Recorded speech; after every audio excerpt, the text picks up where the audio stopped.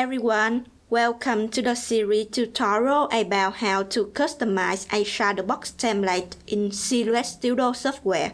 In this video, I will show you how to add custom text or change the text in a template like this. It's highly requested, so I hope that this video is useful for you. So let's get started.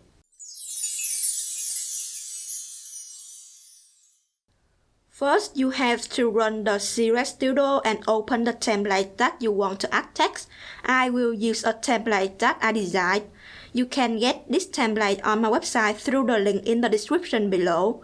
And I highly recommend that you upgrade the software to at least Designer Edition to use the SVG file for modification, because the software and the machine work with the SVG file much better than the DXF file supported by the Basic Edition. So back to the design, this is a square template with a circle window. When you get any Shadowbox template on my website with the text like this, the texts are always in separate layers, and I also include blank frames for you to add or remove the text easier. In case you buy template from other designers, sometimes the text may go through every layer to hold some details in the middle of the template. In that case, it's harder to change the text, so I will use this modified version to show you the more difficult process. First, we have to remove the text from the template. I want you to remember that when we work with a layer design, the most powerful tools are in the Modify panel here. The Weld tool will join overlap shapes into one shape, and this Subtract tool will use the shapes in the frontal layers to cut the shapes in the backmost layer. This is exactly what I used to remove the text from the layer now. I will use the Line tool to draw a polygon that covers the text only and subtract the shape created to the layer.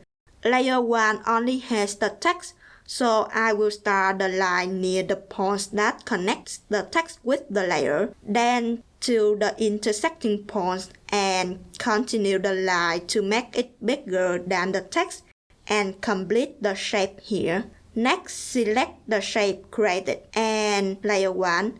Go to the Modify panel and choose Subtract. It will cut anything inside the shape that we draw from layer 1. Layer 2 is a little bit harder. You can see there are some flowers connected to the text. Therefore, we have to draw a shape that will cut the text only and not the flowers. Again, I will start from this to this and then to the points that connect the text with the flower. And continue the line like this.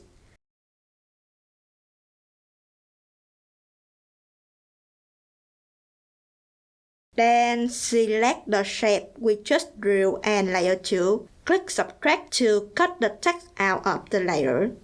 Now there's nothing to connect the flower with the border frame, so I will group all of them into one group before creating new text to connect them into one shape again.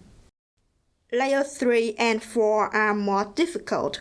You have to imagine how the layers look without the text and draw a shape that will help you remove the text while keeping the dove and the piebald cover. I can't tell you exactly what to draw, but I think when you do it a few times, you can imagine how to do it. Or just use my templates and you can go to the step of adding text directly without this hard work. I always design to give you the most flexibility for customization. When you complete the shape, just select it and layer 3. Click Subtract and see the result. If it's not good, you can undo, delete the shape and draw a new one. The text actually overlaps some details in the dove, but I think when you add new text, it will also cover the dove like this, so I just left it there. Repeat the process for layer 4.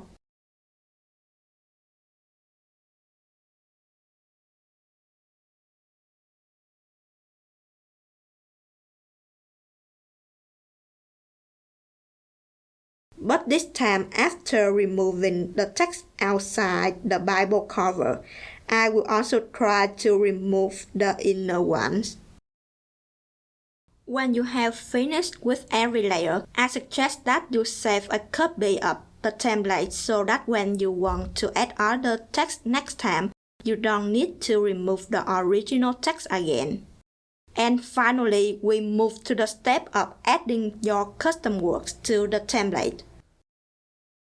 First, type the text with the text tool. For example, I will type love. Second, select the text and choose the font that has one character connected to each other like this. You can find these fonts by searching for free script fonts on Google. There are many beautiful free fonts on the internet. You should choose the font that has one letter connected and the line is thick enough for cutting. Don't choose a font that is too thin like this. I think this is a good one to go with. So back to CS Studio, I will use my favorite font, Family. Fit with color to see and handle it easier. Then select the text, right-click and choose Convert to Path. Now this actually for separate paths that overlap with each other. If you send this to the machine to cut, it will be cut into 4 letters. So I'm going to make them into one path only. Select all characters, go to the Modify panel and weld them together. Then I will select the text path and choose Edit Points to see the number of edit points created. This is why I love the Family font so much, because it was designed very well with the minimum amount of edit points. I will use another font for you to see. Some fonts may create tons of edit points like this, which means your machine had to hit every point when it cuts, and it may take longer time to cut and may tear your paper more. In that case, you have to reduce the number of edit points created by going to the Object tab and click Simplify. Next, to weld the text to the layer, you have to put it overlap with the frame. I usually let the text connect with the layer at 2 or more points to make sure that it will not collapse when cutting. In case you want to add the text in somewhere middle of the template, you have to create something to connect the text with the layer. If the font you use has private use characters visually text like the Family font, you can use these special characters when typing the text. You can read more about PUA encoded fonts and how to use them in my blog. I will let the link in the description below. In case the font you use doesn't have special characters, you can go to Creative Fabrica and look for some textiles. There are many bundles at a reasonable price for you to choose. Then load the textiles to CS Studio and weld it with the text path. Now we need to make the text border for all the layers, so I select the text path and go to the Offset panel here to extend the outline. I will choose Offset and adjust the distance. Now it's good, so I will click Apply and fill it with a color to see and handle the path easier. Sometimes when you create the offset path for the border, it may result in small holes inside the letters like this. And if you don't want to challenge your machine for cutting small details, you can select that border and use Edit Points tool to pick the edit points of the detail. Then press Delete and remove them. Now you can see that the tails exceed the frame border a little bit, so we have to cut them off before welding to the layers. I will draw a rectangle here and use it to subtract the textiles. Then select the small text and layer 1. Go to the Modify panel and weld them into one shape. For layer 2, before welding this to the frame, I will make 2 more copies for layer 3 and 4. Select the path, press Ctrl C to copy and Ctrl F 2 times to paste the copy at the same position. Then I will ungroup layer 2 and move the flower to touch the text. Finally, select all details and weld them together. Repeat the process for other layers, and that's how you can add your custom text to a layer design. If you want to do something else with the Shadowbox template, feel free to give a comment and I will come up with more video tutorials. Don't forget to share this video with other CSS users and give me a thumbs up to let me know that you like it. Goodbye and see you in the next tutorial.